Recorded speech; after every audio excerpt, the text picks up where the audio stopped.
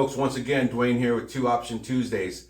There has been much controversy in the world of fitness regarding functional training versus weight training. Some people feel that there is no difference and believe that functional training is just a play on words and is no different than traditional weightlifting. As an occupational therapist and a certified personal trainer, I will tell you there is, in fact, a significant difference between the two. And depending upon your overall goals will determine which realm you should really kind of venture into.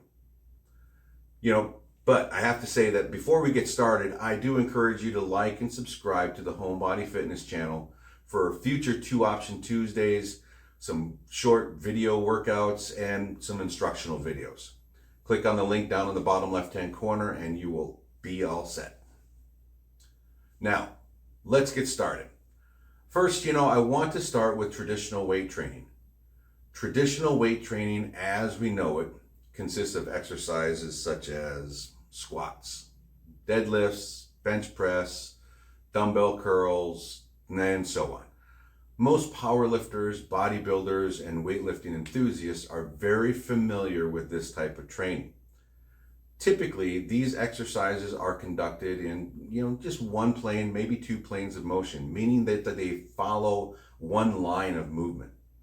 Most times, these exercises are conducted for a specific number of repetitions and for a number of sets. For example, 3 sets of squats for 15 reps each set. They, by themselves, isolate either one or a particular group of muscles to make the movement and lift successful. In here, bench press, typically focuses on chest. Squats have a strong emphasis on quads and a secondary targeting of the hamstrings and the glutes. Deadlifts focus on glutes and hamstrings, a little bit of the back, and curls focus on biceps. Simple, targeted, and very, very effective at increasing your muscle strength, your endurance, and overall muscle size. Most times, we can increase or decrease the resistance based on what our goals are. For the most part, simple and very, very basic movements. They can prove to be quite difficult based upon the level of resistance and the amount of designated reps. That is what traditional weightlifting is all about.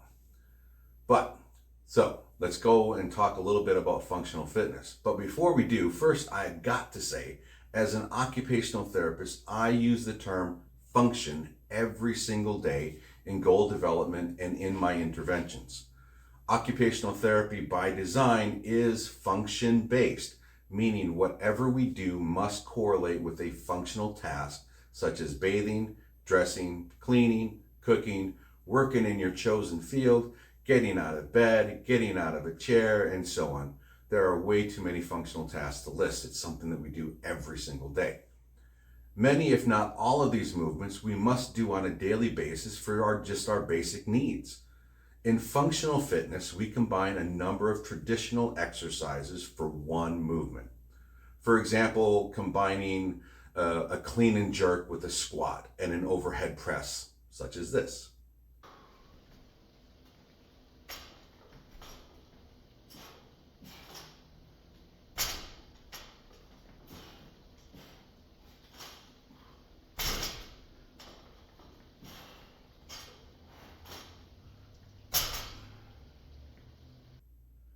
These movements tend to be done by combining multiple muscle groups to create the movement and are more complex than traditional weight training.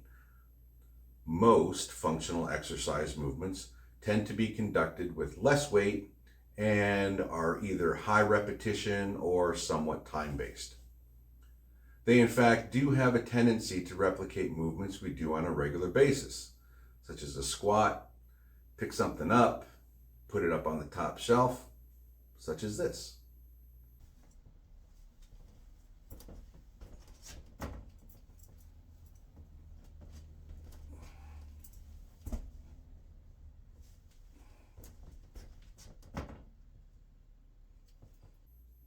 Or a squat and a reach to grab something from a cabinet, just like this.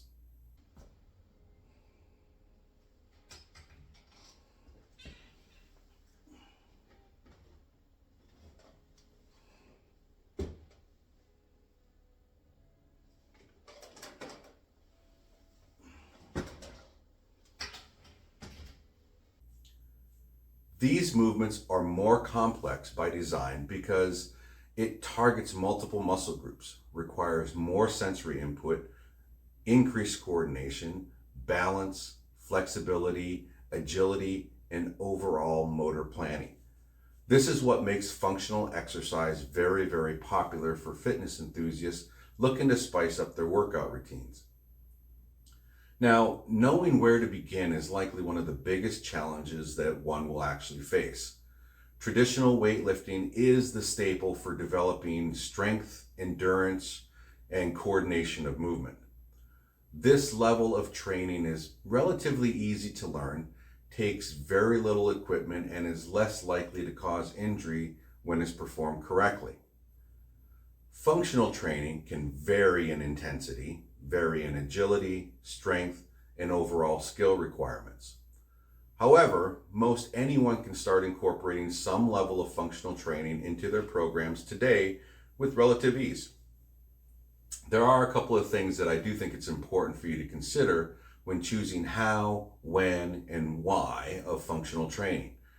So first, do you have a solid foundation developed to incorporate complex movements often seen in functional fitness? Meaning, have you mastered the foundational movements of traditional weight training, being your squat, your bench, and your deadlift?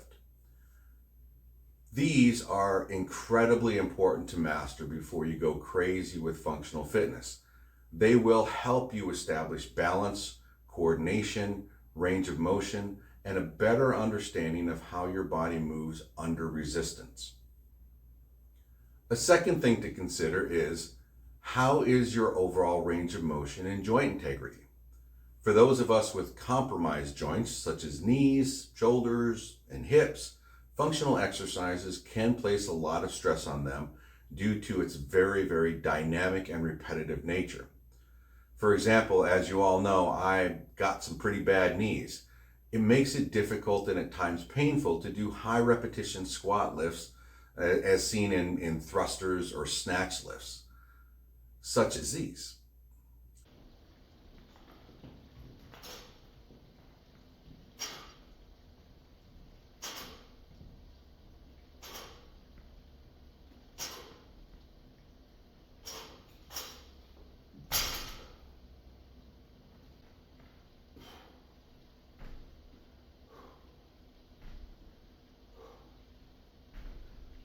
High repetitions can cause increased inflammation. I have to be mindful of how much I incorporate into my training and at what intensity level. Your overall joint range of motion is likely one of the most important things that you must consider before stepping foot into a functional fitness area.